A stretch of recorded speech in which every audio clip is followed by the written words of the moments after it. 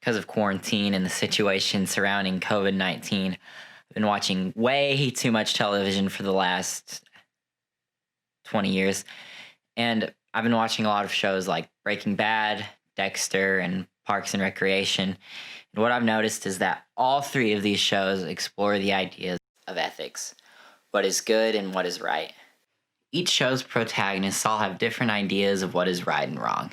Leslie Knope, Dexter Morgan, and Walter White all believe that they are doing what is right.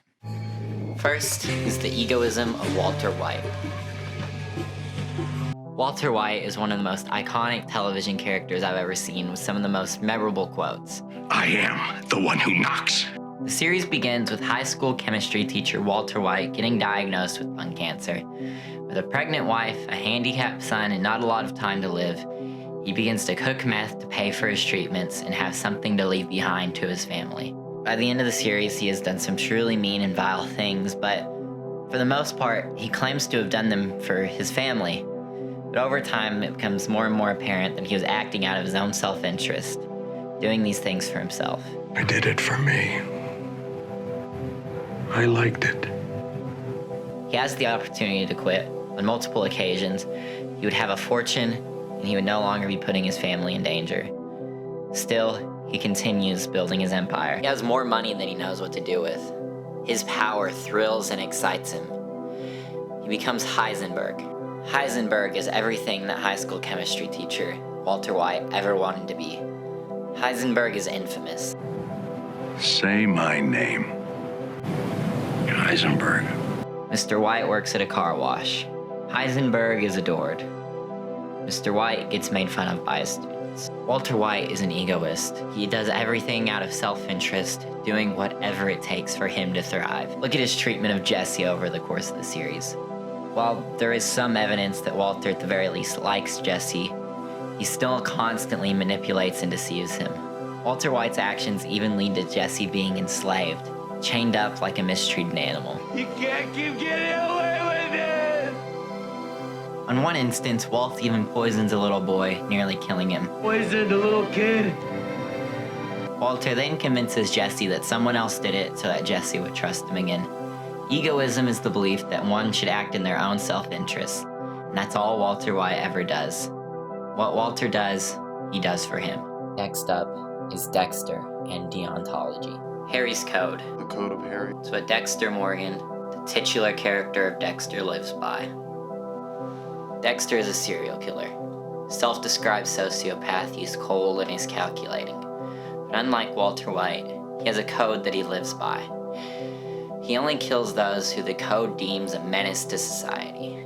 There are people out there who do really bad things, and the police can't catch them all. This code was created by Harry Morgan, Dexter's adopted father.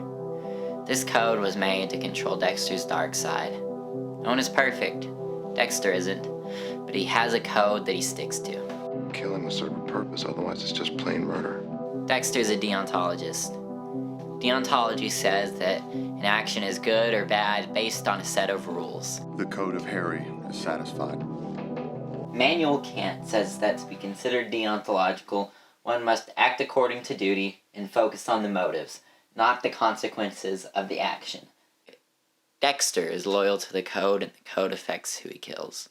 This allows him to work outside of the government, doing the work of a vigilante, following his own righteous path. I'll admit, at the time of writing and shooting this video, I haven't seen all of Dexter. I've only seen about half of it, and so far I've enjoyed what I've seen. Nevertheless, this is a great example of deontology because Dexter both has A, motives, and B, duty to what he does. Lastly, Leslie Knope, Parks and Recreation. Leslie Knope is rooted in democracy. Since she was a child, she wanted to be a leader.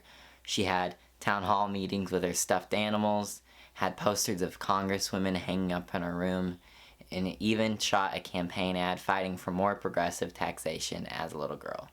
This is City Council candidate Leslie Knope when she was 10 years old.